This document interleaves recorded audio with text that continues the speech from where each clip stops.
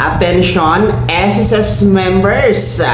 Sino-sino nga ba ang pwedeng makatanggap ng 2,000 piso na cash assistance ng SSS mula buwan ng July hanggang Disyembre nitong taon 2026? Yan ang ating pag-uusapan. Hello mga ka-vlogs! Welcome sa aking YouTube channel at welcome sa ating official Facebook page. Saan ka man nanonood, kumusta? Well, eto kahapon mga ka-vlogs, July 16, 2026, inanunsyo po ni Pangulong Bongbong Marcos Jr. na mamimigay po ang gobyerno ng 2,000 piso sa ilalim ng Uplift Assistance Program mga ka-vlogs. Ito po ay sa kadahilanan ng patuloy na giyera, digmaan sa gitnang silangan at patuloy po na pagtaas ng presyo ng langis, kakulangan ng supply ng langis at nagtataas ang presyo ng mga bilihin, ay nararanasan din po natin ang krisis ng ating ekonomiya. Kaya nga po, dahil dito sa Uplift Assistance, ay mamimigay po ang gobyerno ng 2,000 piso na cash assistance mula buwan ng July, nitong buwan ng July hanggang Disyembre 2026. Well, sino-sino nga ba ang makakatanggap? Sino-sino nga ba ang pwedeng makakuha ng 2,000 piso dito sa ilalim ng Uplift Assistance Program? Well, ayon mismo kay Pangulong Bongbong Marcos, una ay ang ating mga miyembro sa Pantawid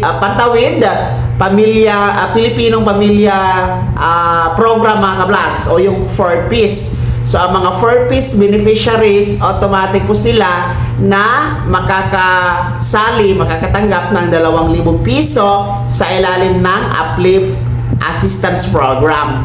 Pangalawa, yung mga ating mga pamilyang Pilipino na bababa po ang income, yung hindi po sasapat ang kanilang income para sa mga pangangailangan. Then yung mga indigent.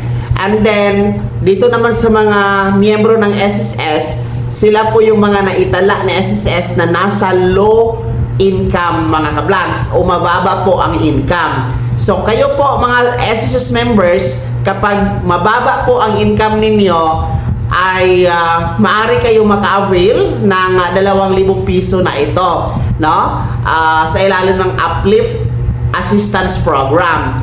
Paano nga ba maka-apply? Well, sinabi ko na kanina, kahapon pa lang ito inanunsyo ni Pangulong Bongbong Marcos. So antayin natin ang anunsyo from SSS kung ano nga ba ang guidelines nila, paano yung pag-implement, sino-sino ang pwede, and then paano malaman kung qualified, tapos paano mag-apply at ano ang proseso at requirements. So antayin natin yan kasi nga kahapon pa ito inanunsyo ni Pangulong Bongbong Marcos.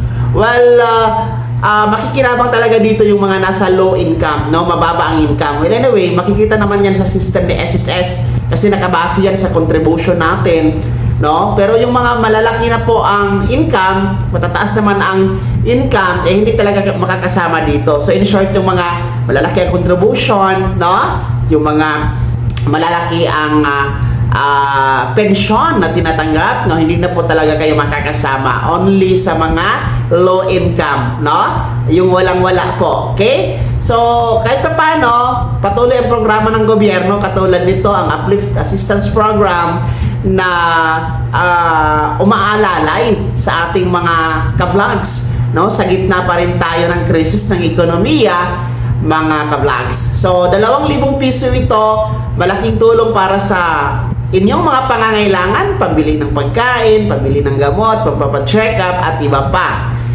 Ito po ay simulan ibigay sa buwan na ito ng July at hanggang Disyembre pa ito, 2026. So, July, August, September, October, November, December, 6 months na ibibigay po ng gobyerno, ang 2,000 piso na Uplift Assistance Program para sa inyo.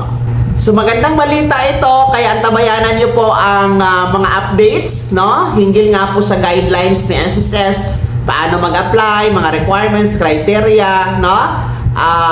Kung paano natin makuha itong 2,000 piso na to. So standby lamang, manatiling naka-update dito sa ating YouTube channel at sa ating official Facebook page para sa karagdagang impormasyon at updates hinggil sa balitang ito na may kinalaman sa 2,000 piso na cash assistance sa ilalim po ng Uplift Assistance Program ng pamahalaan na ibibigay mula July hanggang December 2026. Kaya naman, mga miyembro ng SSS, kayo ba ay natutuwa dito sa ipamimigay na 2,000 piso na ito sa ilalim ng Uplift Assistance Program?